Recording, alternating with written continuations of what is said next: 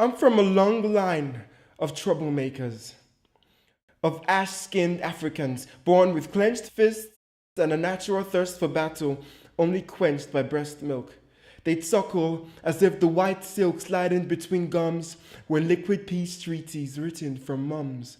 The small thumbs would dimple the soft mounds of brown flesh, goose-pimpling chests, till the ceasefire of sleep would creep into eyes they'd keep till the moon set.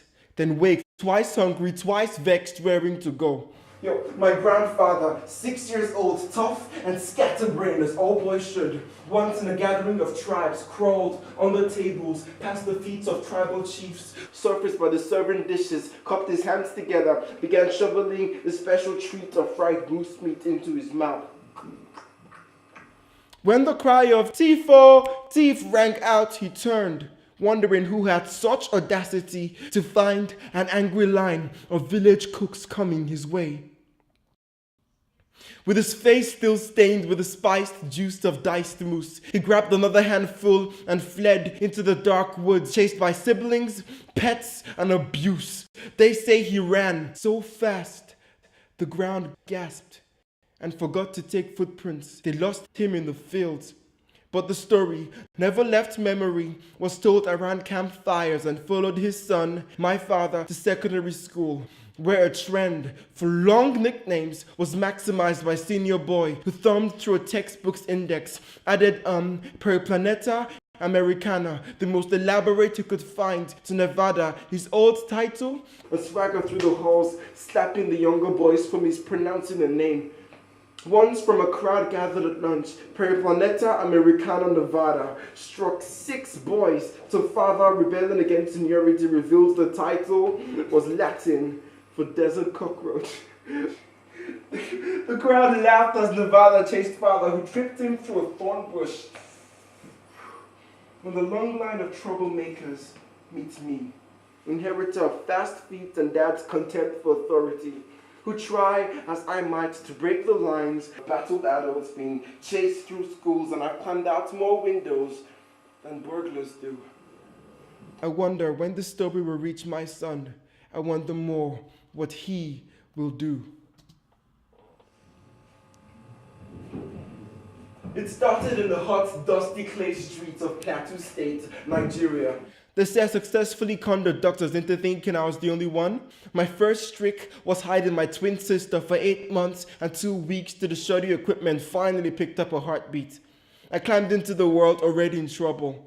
By 7, I was a small, sweet-smiled, pretty boy who terrorized the lizards that lazed under the constant sun, had a confidence that conspired into me being caned at least once a day. Except one Sunday, when the church choirs out, "In the name of Jesus, in the name of Jesus, I have a victory." Their voices rise like glorified sound clouds, filters through the daylight-dyed halls to the Sunday school backroom stifled with kids, filters to the teachers who hum along before asking,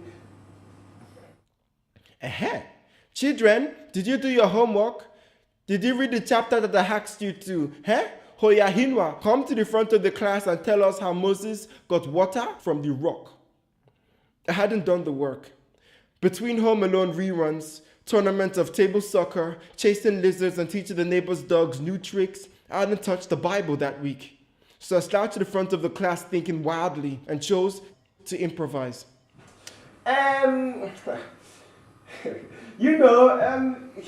You got water from the tap now, from the tap. Is that so, Inua? Yes, teacher, now we got water from the tap. Where else, from the tap. How is that possible, when there weren't any pipes?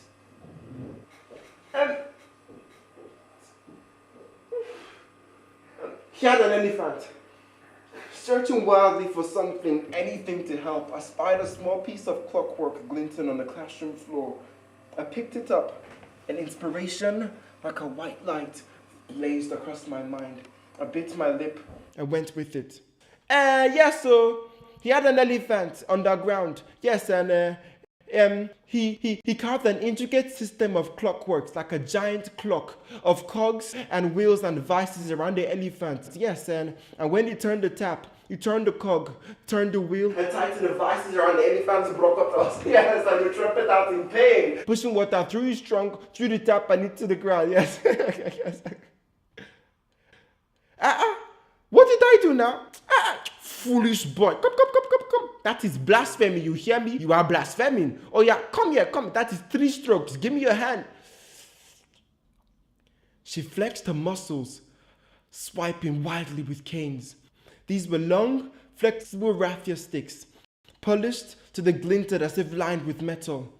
Trying to put as much distance between me and the teachers, I dashed down the middle of the class, barreled through the doorway, down the halls, outside to the dusty courtyards with the teachers in hot pursuit, jumped into the tallest tree, climbed my way up, where the hurricane of teachers waited below praying and cursing me. They called my dad.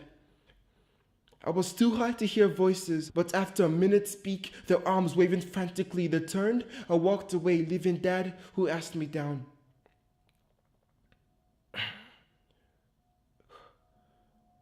We left the courtyard and walked the dusty road home in silence till he asked what happened. I told him the story. After trying not to, but finally bursting out in belly laughs, it quieted to silence, shoveled only by my feet, dragging the dry road home. Nervously, I asked him, Daddy, am I in trouble? Will I be punished for this? No, it is too early for that to work. Besides, there's a vague order to things. Things happen when they're meant to. Don't worry. Your time will come.